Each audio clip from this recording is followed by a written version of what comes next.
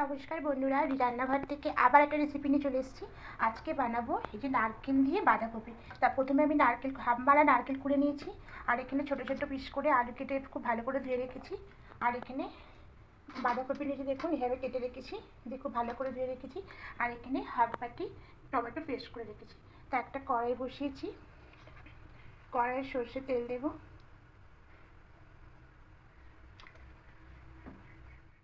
এবার তেলের মধ্যে কেটে রাখা আলুগুলো দিয়ে দেবো।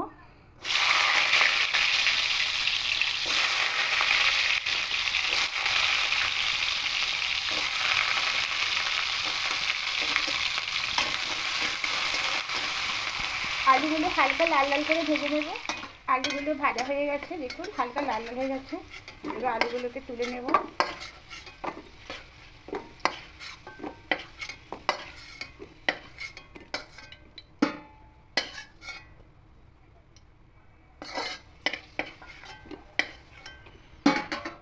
এবার আরেকটু সামান্য তেল দেব। এবার এই তেলের মধ্যে গোটা জিরে ফোড়ন দেব,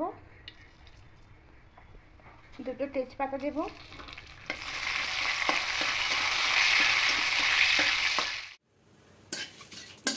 জিরে আর তেজপাতাটা হালকা একটু ভাজা হয়ে এসছে। এবার এখানে পেঁয়াজের পেস্টটা দিয়ে দেবো।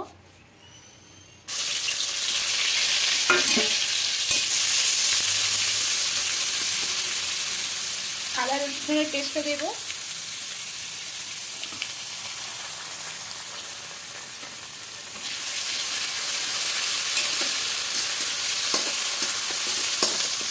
টমেটো পেস্টটা দিয়ে দেবো।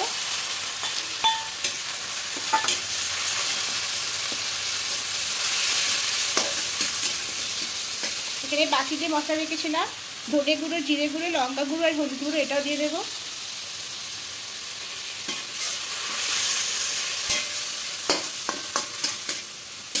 দিয়ে একটু মশলাগুলোকে কষিয়ে নেব। এবার এখানে পরিমাণ মতো লবণটা দিয়ে দেবো।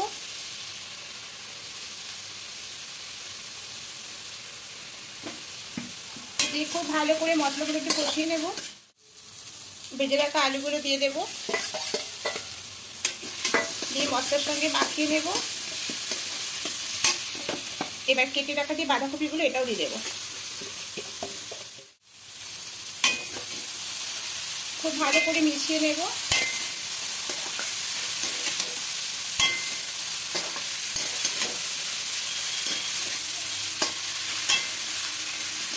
খুব ভালো করে মেশানো হয়ে গেছে। সামান্য একটু জল দেব। বাঁধাকপি থেকে জল বেরোবে, তাই জল আর দেবো না, এখান থেকে জলটা বেরিয়ে সেদ্ধ হয়ে যাবে। এবারে সারা ঢাকা দিয়ে দেবো,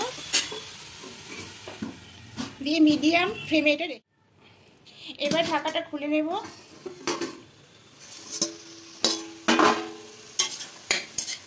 বাঁধাকপিটা একদম হয়ে এসছে। এবার এর মধ্যে নারকেল কোড়াটা দিয়ে দেব।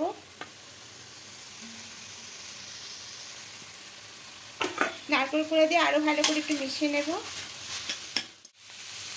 খুব ভালো করে মিশিয়ে নিয়েছি। এবার এখানে একটু অল্প চিনি দিয়ে দেবো।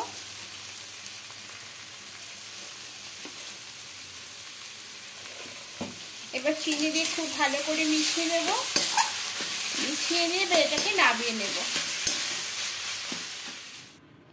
বাঁধাকপিটা অন্য একটা পাত্রের মধ্যে ঢেলে নিয়েছি। এবার উপর দিয়ে অল্প একটু নারকেল দিয়ে দেবো, নারকেল কোড়া। এটা নিরামিষও করা যায়, আমিষও। আমি এটা আমিষই করলাম, আপনারা করে নিরামিষও করবেন, খেতে খুবই সুন্দর লাগবে।